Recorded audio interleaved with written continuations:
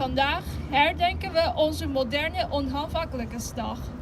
De dag waarop we op respectelijke 12 november 1933 en 1944 onafhankelijk Oost-Turkestaanse Republiek in Kashgar en Ghouta hebben opgericht. Dit is de dag dat Oeigoeren hun vastberadenheid voor onafhankelijkheid hebben getoond. Dit is de dag dat de Oeigoerse natie hun verlangen naar democratie heeft getoond. De dag dat de Oeigoerse natie...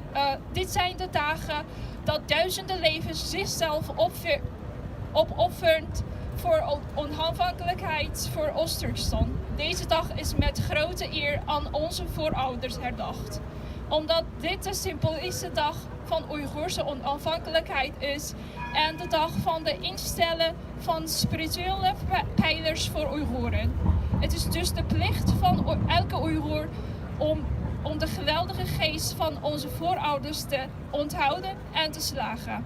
Hoewel grote offers werden gebracht en duizenden levens verloren voor de onafhankelijkheid van de moderne Oost-Turkestaanse Republiek, zonder steun van andere landen en met directe inmenging en samenzwering van de voormalige communicatie Sovjet-Unie werd Oost-Turkestan binnengevallen door de Rode Leger van China en koloniseerde op 20 oktober 1949.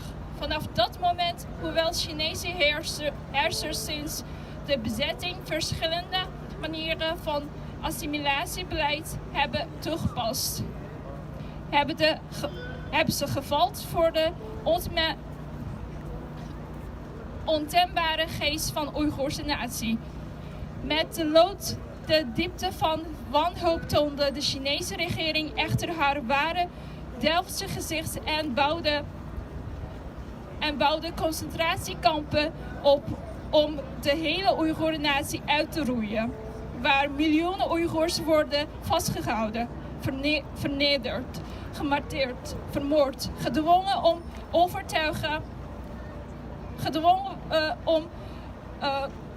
om overtuigen en culturen te ontkennen en de identiteit van Oeigoeren.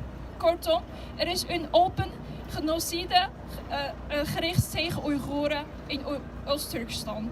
We zijn de afstandsmeldingen van de grote natie die Chinezen heeft gedwongen de grote muur op te bouwen. We zijn de afstandsmeldingen van de grote natie die nooit tot slaaf is gemaakt. We zijn afstandsmeldingen van de natie die onafhankelijk en vrij leefde.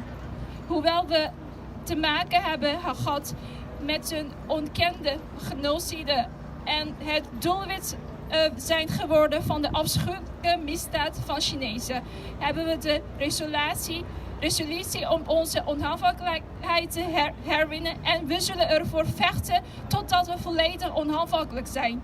Het hangt af van onze concentratieoffers, inspanningen.